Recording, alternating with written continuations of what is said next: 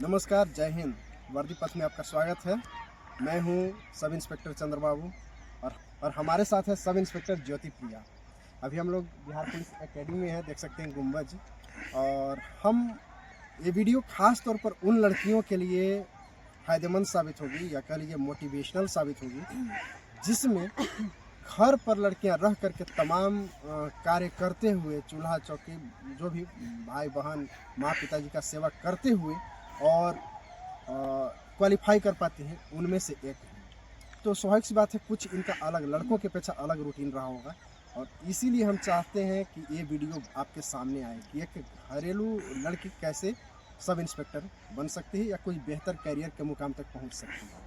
तो ज्योति, सबसे पहला क्वेश्चन आपसे है कि आपने दरोगा बनने का निर्णय कब लिया और ये कैसे आया कि हमको दरोगा ही बनना है? इसके लिए मेरा पहले से कोई ख्याल नहीं था कि मुझे दरोगा ही बनना है। वैकेंसी आई, मेरी तैयारी चल रही थी बीपीएससी को लेकर के। अभी मैं पहले ही चरण में थी कि बीपीएससी को देखूँ, तब तक इसका वैकेंसी आया, फॉर्म अप्लाई की। फॉर्म अप्लाई करने के बाद मैं तैयारी में जुट गई।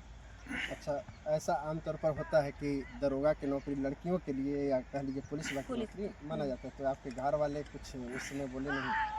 उस टाइम तो कुछ नहीं। पापा को लगा कि काफ़ी कठिन होगा पुलिस का जॉब।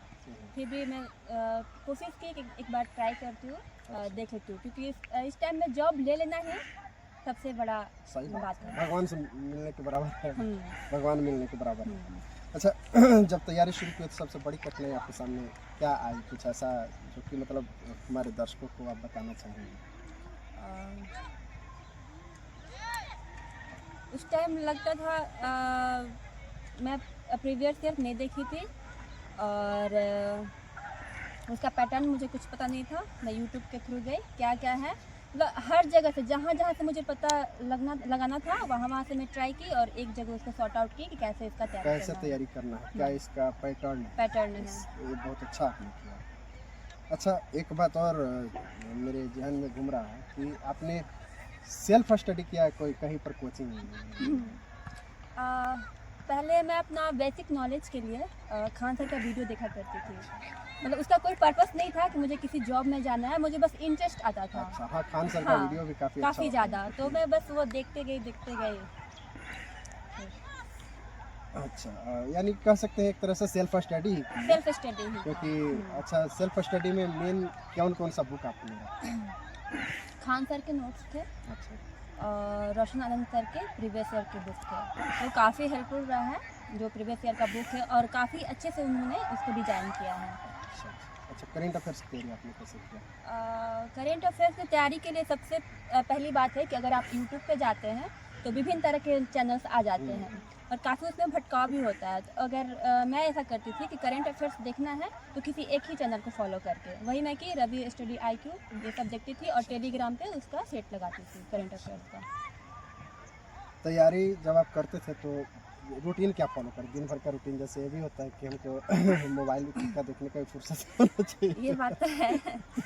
रूटीन क्या था आपका?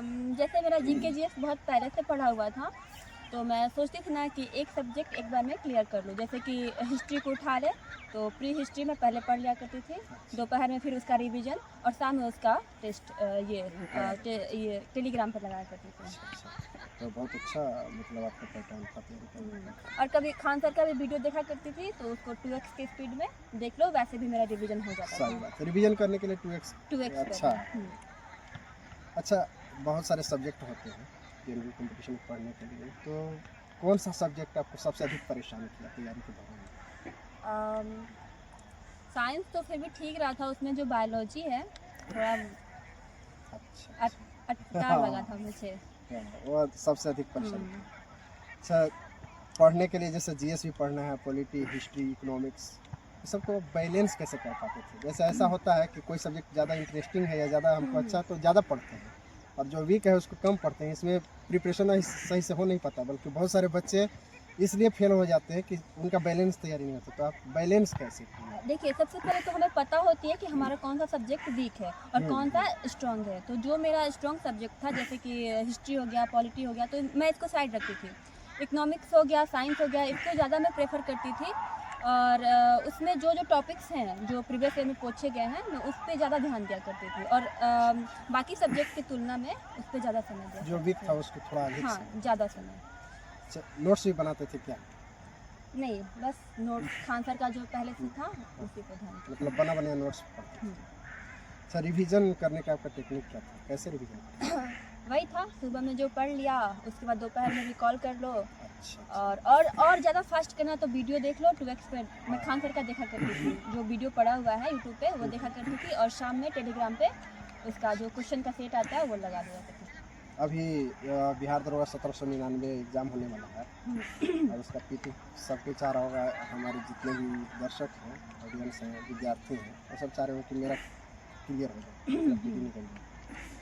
तो मैं एक मंत्र दीजिए। तो ऐसे विद्यार्थियों से मैं कहना चाहूँगी जो 1799 दरोगा वैकेंसी की तैयारी में लगे हैं, वो सबसे पहले एक बार प्रीवियस ईयर देख लें, पैटर्न देख लें और उसका जो सिलेबस है वो देख लें। एक बार आप सिलेबस देखें और एक बार प्रीवियस ईयर देखें, फिर उस अकॉर्डिंग आप अपनी तैयारी शुरू कीजिए और शुरू करने के बाद आप सेट भी लगाए कीजिए उसी टाइम से, ताकि आपको पता चले कि आपने कितना पाया और कहाँ आपका वीक पॉइंट है। अच्छा, पीटी और पढ़ाई मतलब फिजिकल और पढ़ाई दोनों एक साथ कैसे मैनेज किए? कब से शुरू कर दिए थे? फिजिकल भी मेरा काफ़ी वीक था, मुझे पता था कि मेरा काफ़ी ज़्यादा लो है क्योंकि इसके पहले मैं एसएससी जीडी और बिहार मद्य निषेध में फिजिकल में ही छट चुकी थी, तो मुझे पता था कि इसका तैयारी पहले से ही करना होगा। तो पीटी के एग्ज़ाम देने के बाद मैं पटना चली गई थी, वहाँ मैं मेंस के लिए लाइब्रेरी ज्वाइन की और सुबह शाम ये गांधी मैदान में जाया करती थी। मतलब पीटी से ही अपने पीटी से ही फिजिकल एकेडमी ज्वाइन कर ली थी। अच्छा, कभी एग्ज़ाम वगैरह दिए जैसे आप बताएं कि मद्य निषेध वगैरह में तो मतलब असफलता से कुछ ऐसा लगा कि यार ये तो बहुत थकाऊ और उबाऊ चीज़ है, इसको नहीं करते हैं, इस तरह का कुछ मतलब होता है, असफलता से लोग डिमोटिवेट होते हैं, तो कभी ऐसा लगा? असफलता का डर मुझे कभी लगा ही नहीं क्योंकि पहला जो मेरा कम्पिटिटिव एग्ज़ाम था एसएससी जीडी उसमें भी रिटर्न मेरा निकला था, मद्य निषेध में भी रिटर्न निकला था, तो मुझे ऐसा मतलब असफलता का डर कभी नहीं था। हाँ, जो वो था वो फिजिकल को लेकर के था क्योंकि तैयारी मेरी प्रीलिम्स और मेंस का काफ़ी ठीक था, मुझे ऐसा लग भी रहा था कि मैं कर लूँगी, बस फिजिकल को लेकर के मुझे जो डर था उसी को मैं दूर करने के लिए पटना गांधी मैदान जाया करती थी। अच्छा, आमतौर पर होता है कि हमारा मैक्सिमम समय तैयारी के दौरान कभी कोई आदत लग या लत लग जाती है सोशल मीडिया की, उससे आप दूरी कैसे बनाए या मतलब कैसे बैलेंस किए? मैं व्हाट्सएप को कुछ महीनों के लिए बंद कर दी थी। 1-2 दिन तो लगा था कि शायद कुछ अधूरा-अधूरा सा लग रहा था, मन भी नहीं लग रहा था, लेकिन 1 सप्ताह जब हो गया ना तो फिर मुझे उसकी आदत पड़ गई। तो सोशल मीडिया के अलावा भी एक दुनिया है और बहुत अच्छी दुनिया है, अगर आप कुछ दिन के लिए सोशल मीडिया से दूर हो जाए तो आपको वो दुनिया देखने को मिलेगी। लेकिन आमतौर पे लड़कियों में सबसे अधिक प्रचलन में है इंस्टाग्राम, उससे भी दूरी आपने बनाया था क्या? इंस्टाग्राम इधर मैं 2 दिन पहले अपना आईडी बनाई हूँ, इंस्टाग्राम पे मैं नहीं रही थी। क्या बात है, बहुत बढ़िया। अच्छा, पढ़ाई के दौरान बहुत सारे ऐसे चीज़ आते हैं, पढ़ाई को लेकर के तनाव या परिवार को लेकर के तनाव, तो बहुत सारे चीज़ होते हैं, तो उस समय कैसे इन तनाव से निपटे? मेरे तैयारी के दौरान मेरे मन में भी एक ख्याल आता था कि कुछ मैं कर पाऊँगी कि नहीं कर पाऊँगी, कुछ हो पाएगा कि नहीं हो पाएगा, कहीं मेरी मेहनत बेकार ना चली जाए, ये सब हमेशा डर लगा रहता था। घर के फैमिली भी बोला करते थे काम धाम को लेकर भी कि जो लोग पढ़ते हैं वो काम भी करते हैं, घर का भी टेंशन झेलो, खुद असफल होने का डर भी एक था कि कहीं मेहनत बेकार ना चली जाए, कुछ कर पाऊँगी कि नहीं कर पाऊँगी। तो थोड़ा सा मैनेज करना पड़ा था और घर वालों को कन्विंस भी करना पड़ा कि मम्मी या पापा मुझे थोड़ा सा टाइम दीजिए, मैं कर लूँगी। और जब एग्ज़ाम नज़दीक आने वाला था तो मैं थोड़ा सा फैमिली और रिलेटिव्स से दूरी बना ली थी, पूरा कंसंट्रेट अपने वो फोकस अपने पढ़ाई पर ही दिया करती थी। तो समाज आपके जो जहाँ आपका घर होगा, गाँव वगैरह जहाँ भी, तो वहाँ आसपास के लोग कभी ऐसा नहीं होता है कि सामाजिक प्रेशर कि अच्छा फलाना को रुपया, जब दौड़ने वगैरह जाते होंगे या पढ़ने के लिए प्रिपरेशन दरवाजा करते होंगे, तो कुछ इस तरह का कुछ सुनने को मिला? कभी जैसे नहीं, डीमोटिवेट ये मेरा प्लस पॉइंट था कि जो मेरा इन्वायरमेंट है, आसपास के जो लोग हैं वो बहुत अच्छे हैं और सपोर्टिव हैं काफ़ी। मेरे रिलेटिव्स भी जो हैं वो कभी किसी चीज़ का दबाव नहीं बना है, वो लोग भी काफ़ी सपोर्टिव हैं। अब सवाल मेरा ये है कि जब आपका रिजल्ट हुआ तो आपकी पहली प्रतिक्रिया क्या थी? काफ़ी यादगार है वो समय। हम लोग जा रहे थे एक शादी में कार से, अच्छा। तो उस टाइम मेरे फ़ोन का बैलेंस नहीं था, ख़त्म हो गया था। तो किसी के थ्रू पता चला कि रिज़ल्ट आ गया है। अब तो एकदम धक धक लग रहा था। मैं सोच रही थी कैसे मैं मतलब चेक करूँ। फिर भी हॉटस्पॉट लेकर मैं डायल कर रही थी अपना नंबर, और नंबर ऐसे थे मेरे हाथ काँप रहे थे। फिर आँख बंद करके मैं लास्ट के 2 डिजिट लगाई।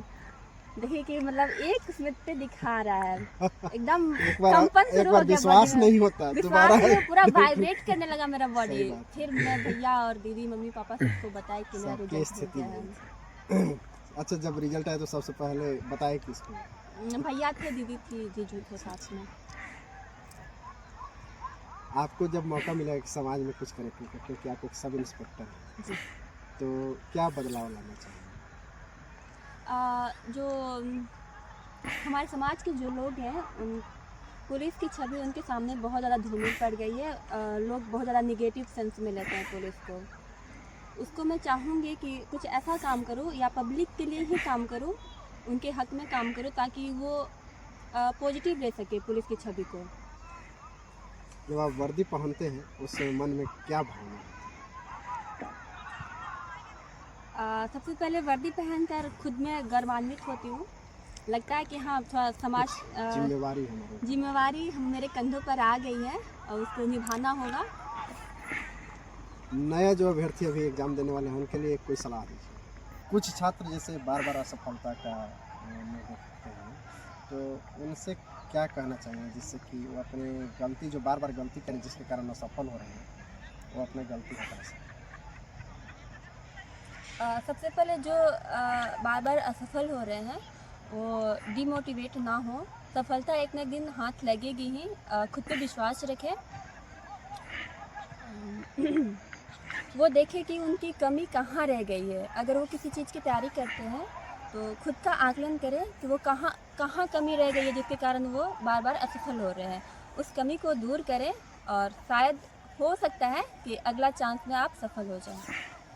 अब समय कम है तो कम समय में तैयारी करने का कुछ टिप्स बताइए, जिससे कि मतलब जिनका तैयारी अभी अधूरा टाइप रहा हो या जिनको लगता हो वो थोड़ा मेहनत कर सकें। अगर कम समय है तो सबसे पहला ये बात मैं कहना चाहूँगी कि बहुत ज़्यादा सोर्स के पीछे ना भागें।